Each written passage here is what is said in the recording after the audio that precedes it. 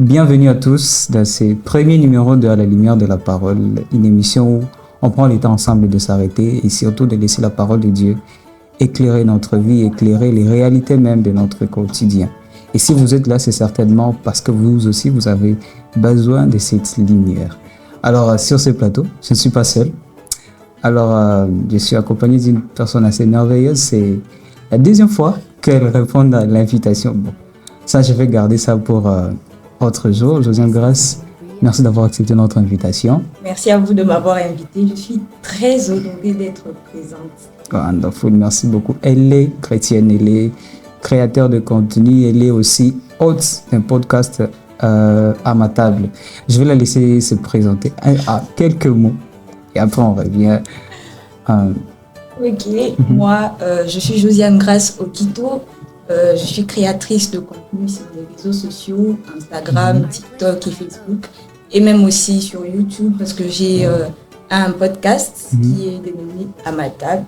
Si je peux le dire ainsi, je suis chrétienne aussi. Ok, Voilà. Voilà. Alors, beaucoup à dire sur elle, mais pas le vif de notre sujet. Alors, pour aujourd'hui, nous allons aborder un sujet assez particulier. Avec elle, nous parlerons autour du terme une parole qui est claire. Pourquoi une parole qui est claire?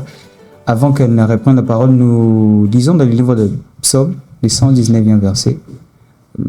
La Bible dit ce qui suit. Psaume 119, le 105e verset. Ta parole est une lampe à mes pieds et une lumière sur mon sentier. Vous savez, nous vivons une époque où les choses vont tellement vite et les repères aussi changent. Quand vous lisez le même texte de la version Semeur, il dit, ta parole est comme une lumière à mes pieds. Alors, Josiane Grace, pensez-vous vraiment que la Bible de nos jours est vraiment cette pièce centrale de la vie des chrétiens? Est-ce qu'elle est vraiment, je veux dire, le socle des chrétiens aujourd'hui? Je dirais oui, je le crois fortement. Que la parole de Dieu est encore le socle dans la vie des chrétiens. Mais il faut savoir qu'il y a toujours des exceptions à la règle. Il y a aussi de ces chrétiens-là qui se disent chrétiens, mais qui vivent comme ils veulent, sans vraiment mettre au centre de leur vie la parole. Voilà. Mais cela ne dit pas ou ne montre pas ou n'affirme pas que tous les chrétiens ne se basent pas sur la parole pour vivre. Ils ne font pas de la parole leur lumière. Alors, c'est vrai.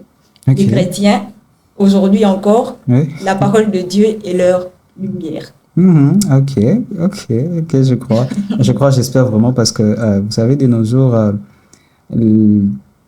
certains prennent la Bible juste comme un vieux livre. Ils ne tiennent pas vraiment compte de ce que la Bible est. Elle est au-delà d'un livre, au-delà de ce qu'ils appellent livre ou vieux livre. C'est vraiment le GPS d'un chrétien.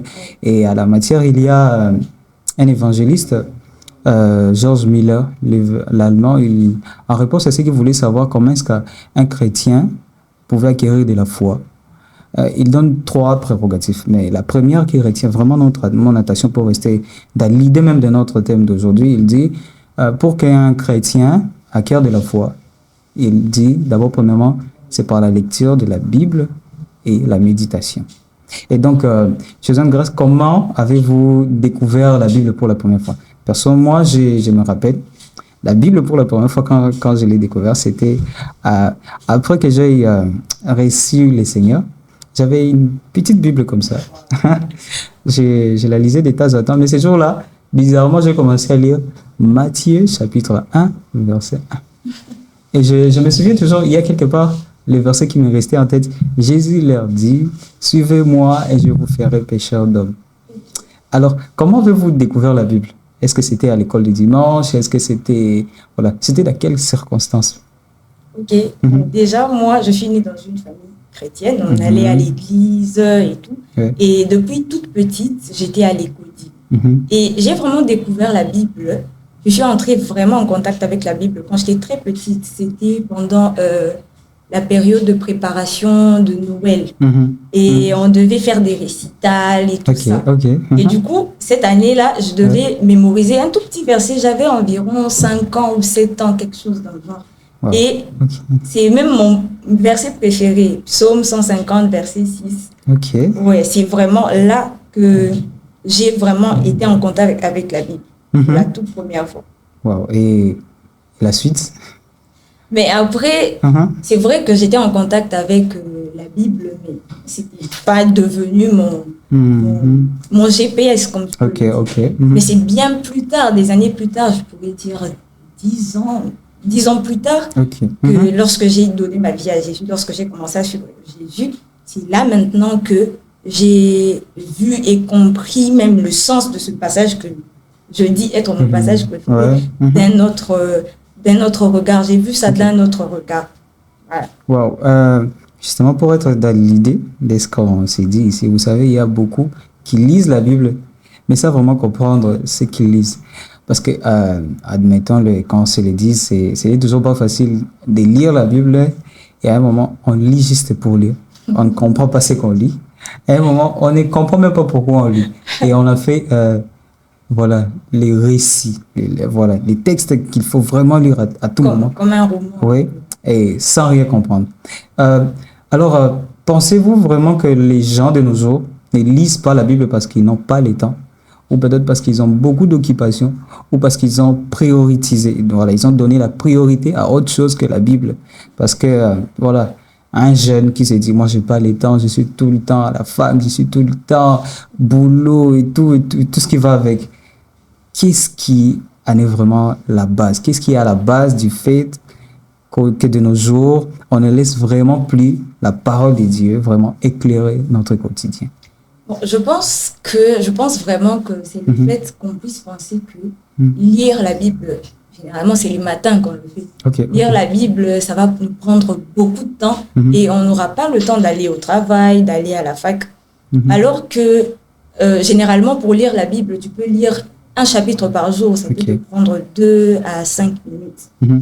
Et même généralement, même les coachs personnels sur le développement personnel conseillent que lorsqu'on se réveille, qu'on commence pas directement la journée sans prendre le temps de se reposer, de réfléchir, d'écrire et tout ça.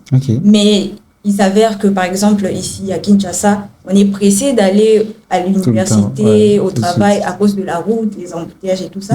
Et généralement, on n'a pas vraiment le temps de s'asseoir le matin pour prendre du temps avec la famille, peut-être prendre un thé et tout ça.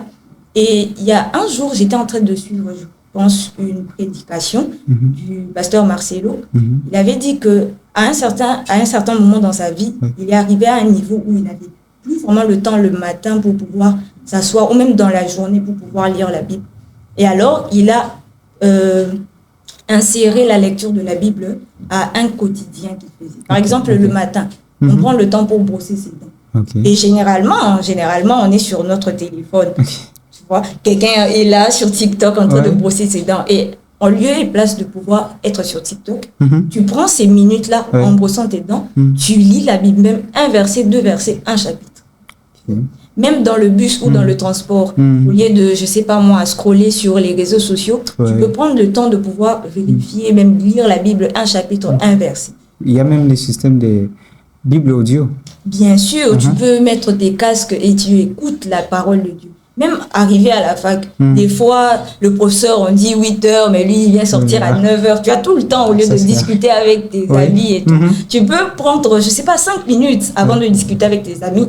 Tu entres dans la présence de Dieu, tu lis un chapitre. Vraiment, il faudrait pas se donner la raison de je n'ai pas le temps, mais vraiment chercher, trouver un moyen pour pouvoir insérer la lecture de la Bible dans notre quotidien. Parce qu'on ne peut pas laisser la place ou l'occasion au diable de pouvoir nous choper. Suzanne Grace, si vous aviez un mot à dire à cette personne qui n'a pas le courage, qui n'a pas encore peut-être pris le temps de découvrir la Bible autrement qu'un livre et qui s'est dit peut-être je vais juste lire pour lire. Qu'est-ce que vous avez peut-être un mot d'encouragement à dire à cette personne? Alors, j'aimerais déjà vous dire que arrêtez de vous mettre la pression. C'est quelque chose qu'en tant que chrétien, on se met tout le temps la pression. Ouais. Non, le pasteur, lui, il a dit. Non, un tel frère, lui, il fait. Non, un tel sœur, elle fait. Arrêtons de nous mettre la pression. Notre relation avec Dieu, elle est personnelle. Elle n'est pas une relation collective.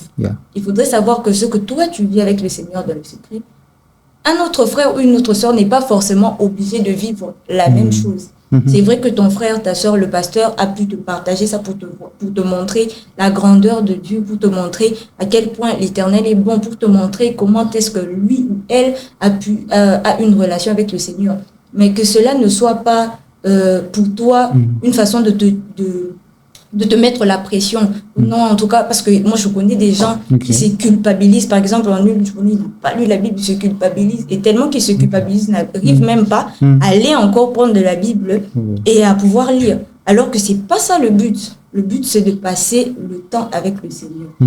Tu peux peut-être ne pas arriver à lire un chapitre et comprendre du coup, parce que des fois, tu te réveilles, tu sais pas. Par exemple, tu lis Malachie, tu n'arrives pas à comprendre. Mais il est important de lire. Que tu comprennes ou que tu ne comprennes pas, il est important de lire parce que les Saint-Esprit, il rappelle la parole de Dieu. Il rappelle ce qu'on sait. Il rappelle ce qu'on connaît. Donc, il est important de lire. Que tu comprennes ou que tu ne comprennes pas, il est important de lire. Même si tu n'as pas le temps, crée le temps. Prends la lecture de la Bible, insère-le dans une de tes activités que tu fais, par exemple. Tu peux, je sais pas, peut-être que tu es architecte ou tu es sur le terrain, tu peux toujours trouver du temps pour pouvoir même lire un verset. Donc, lis au moins même un verset par jour. Ça va vraiment t'aider dans ta foi, ça va vraiment t'aider à grandir et à rester vraiment proche de Dieu. Exactement, merci beaucoup Josiane, grand merci. Ce que moi j'aurais compris de ces moments de partage, parce que la parole elle est vivante et elle est vraiment vraie. Pourvu qu'on laisse la place à la parole de Dieu d'éclairer notre vie. Moi je vous encourage, je t'encourage, toi qui nous as suivis, de prendre juste 5 minutes cette semaine, de lire ta Bible et d'ouvrir ne serait-ce qu'un seul verset. Tu pourrais être surpris de la bénédiction et de la richesse que rafferment ces textes. Josiane Grèce, pour finir, nous avons pris une habitude qui va rester, c'est de finir ces moments par la prière. Une courte prière, n'est-ce pas, à l'égard de tout ce monde. Et surtout une prière qui va encore, encourager un frère et une sœur. D'accord. Merci. Prions. Père éternel Jésus, nous te rendons multiples actions de grâce. Merci pour ce frère, merci pour cette sœur qui nous a suivis du début jusqu'à la fin. Merci Seigneur de nous donner la capacité de pouvoir encore te chercher encore plus.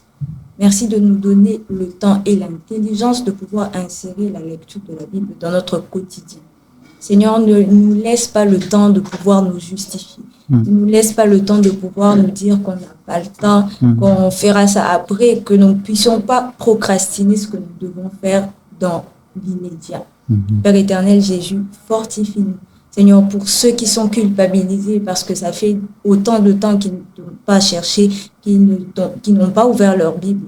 Père éternel, je te prie afin que tu puisses les restaurer leur cœur et leurs pensées, afin qu'ils sachent que tu les aimes et que tu les attends toujours. Merci Père éternel Jésus pour aujourd'hui.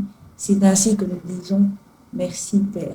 Merci Père. Donc Jésus, nous t'avons ainsi prié. Amen, amen, amen. Gloire au Seigneur. Ça n'est donc fini pour ce numéro. On se donne rendez-vous pour un prochain numéro de pas longtemps. En attendant, si vous avez aimé, partagez cette vidéo, partagez même cette lumière, n'est-ce pas, la lumière de la parole de Dieu autour de vous, et que Dieu vous bénisse, paix et grâce.